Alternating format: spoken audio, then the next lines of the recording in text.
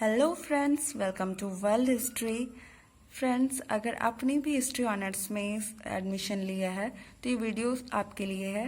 और एडमिशन लेने के साथ ही बहुत सारे लोगों का एडमिशन अभी नहीं हुआ है क्योंकि अभी फर्स्ट लिस्ट ही आया है बहुत सारे कॉलेजेस में। तो आप टेंशन ना लें, एडमिशन तो हो ही जाएगा। आप स्टडी को स्टार्ट कर दें क्योंकि एग्ज़ाम एडमिशन होने के बाद आपके एग्ज़ाम में बहुत ज़्यादा टाइम नहीं रह गया, बहुत ज़्यादा टाइम नहीं दिया जाएगा क्योंकि ऑलरेडी इस बार बहुत लेट हो चुका है। तो आप ट्राई करें कि जल्दी से जल्दी स्टडी को स्टार्ट करें। तो सबसे पहले तो आपको सिलेबस देखना है कि सिलेबस में क्या क्या पढ़ना है। मे भी हो सकता है कुछ चैप्टर्स कट किए जाए आगे सिलेबस में, तो आप उसके अकॉर्डिंग अपना नोट्स और स्टडी मटेरियल जो भी है उसको अवेलेबल करिएगा ताकि एग्ज़ाम के टाइम में आपको कोई प्रॉब्लम ना हो। तो आज हम स्टार्ट करने वाले हैं सेमेस्टर 1 हिस्ट्री ऑनर्स का कोर 1। सेमेस्टर 1 में आपको दो कोर पेपर, आपका दो मेन पेपर होगा, पेपर 1 और पेपर 2। तो आज मैं स्टार्ट करने वाली हूँ कोर 1 का फर्स्ट चैप्टर, दैट इज भौगोलिक पृष्ठभूमि, प्रमुख मार्ग, संचार, पर्यावरण, लोग एवं भाषा। क्योंकि आपको फर्स्ट में इंडियन हिस्ट्री पढ़ना है तो ऑब्वियसली आपको ये सभी बातें, ये सभी चीज़ें इंडियन हिस्ट्री, इंडिया से रिलेटेड पढ़नी होंगी। तो हम स्टार्ट करते हैं चैप्टर को विदाउट एनी डिले।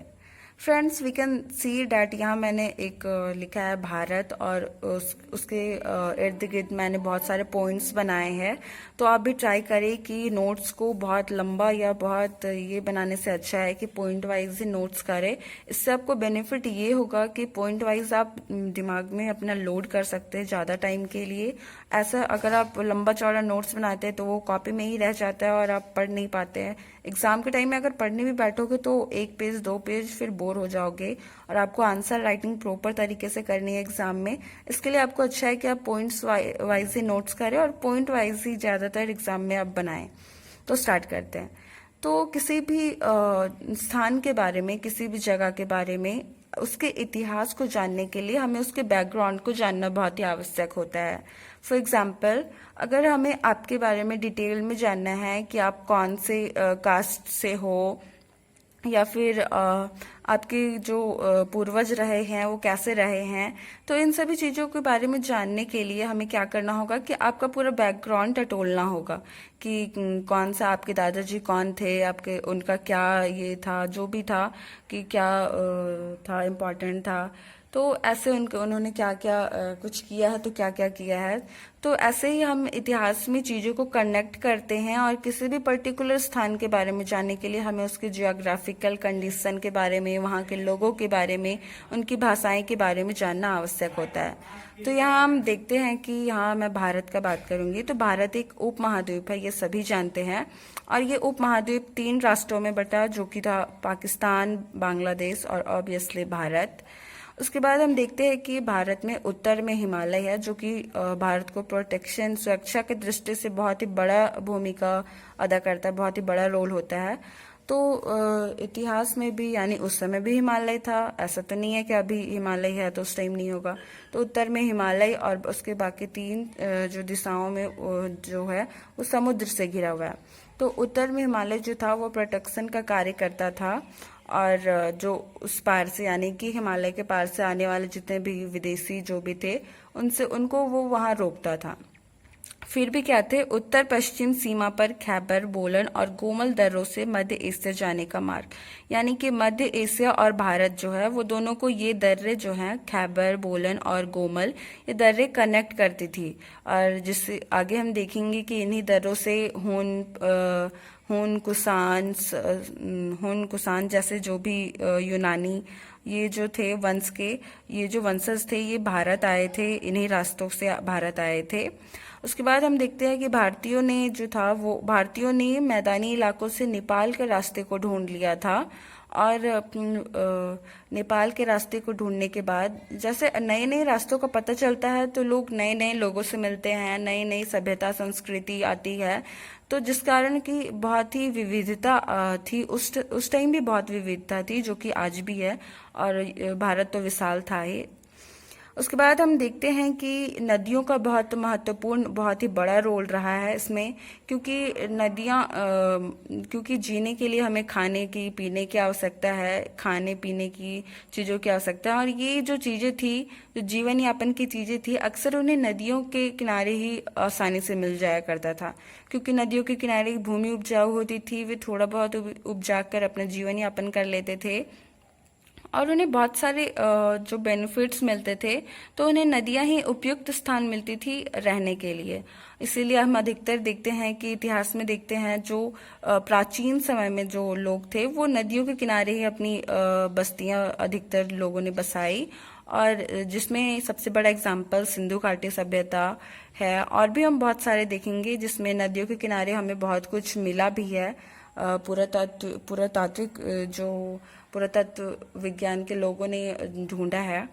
उसके बाद हम देखते हैं कि राजस्थान के दक्षिण पूर्वी भाग में खेतों में तांबे के खान थे, इसीलिए ताम्र बस्तियां बसाई गई। तो अगेन मैंने कहा कि जहां आपको सुविधाएं मिलेगी, जहां फैसिलिटी मिलेगी, वहीं आप अपना जीवन यापन का जो है वो आप तैयारी करिएगा। अभी हम क्या देखते हैं कि लोग गांवों से शहरों की ओर रुख कर रहे हैं अधिकतर, तो उन्हें लगता है कि शहर में उन्हें अच्छी फैसिलिटी मिलेगी, सब कुछ मिलेगा, इसीलिए जिसके पास पैसा अवेलेबल है वो गांव को छोड़कर शहरों की ओर अपना घर बनाते हैं। ये तो उस टाइम भी क्या हम देखते हैं कि जहाँ खनिज मिलते थे, जहाँ उपजाऊ भूमि मिलती थी, जहाँ कंद मूल फल फूल उनके खाने पीने की चीजें मिलती थी, वो अधिकतर अपनी बस्तियां वहीं बसाया करते थे। उसके बाद हम देखते हैं कश्मीर और नेपाल दोनों में पांडुलिपियों का भंडार था।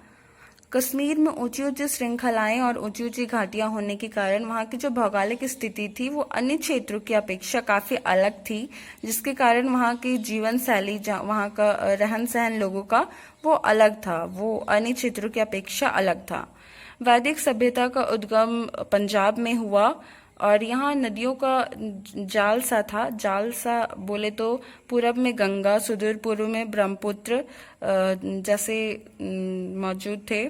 सातवाहन के समय बंदरगाह का उपयोग किया जाने लगा। सातवाहन वंश जब भारत आए तो उस समय बंदरगाहों का उपयोग किया जाने लगा। ऑब्वियसली इसका उपयोग व्यापार के लिए किया जाता होगा, या अन्य जो भी उनकी जो नीड थी, जरूरत थी, उसके हिसाब से वो उसका यूज करते थे। वो प्रभुत्व के लिए अक्सर संघर्ष करना पड़ा, उन्हें प्रभुत्व के लिए अक्सर संघर्ष करना पड़ा गंगा यमुना दोआब में। हम देखते हैं कि जैसा कि मैंने कहा कि नदी के किनारे अधिकतर नगर बसाए गए, जिसमें से कुछ नगर जैसे प्रयाग, वाराणसी, हस्तिनापुर जैसे नगर थे, और नदियों द्वारा सीमाओं का निर्धारण किया जाने लगा। फॉर एग्जाम्पल उड़ीसा पूर्व में महानदी और पश्चिम में गोदावरी के बीच स्थित है, यानी कि जो महानदी और गोदावरी है, ये उनकी उड़ीसा की जो सीमाएं थी वो महानदी और गोदावरी को निर्धारित किया गया था। विदेशी प्रवासी यूनानी, शक, कुषाण, हून और अन्य हमलावर इसी दर्रों से भारत आए।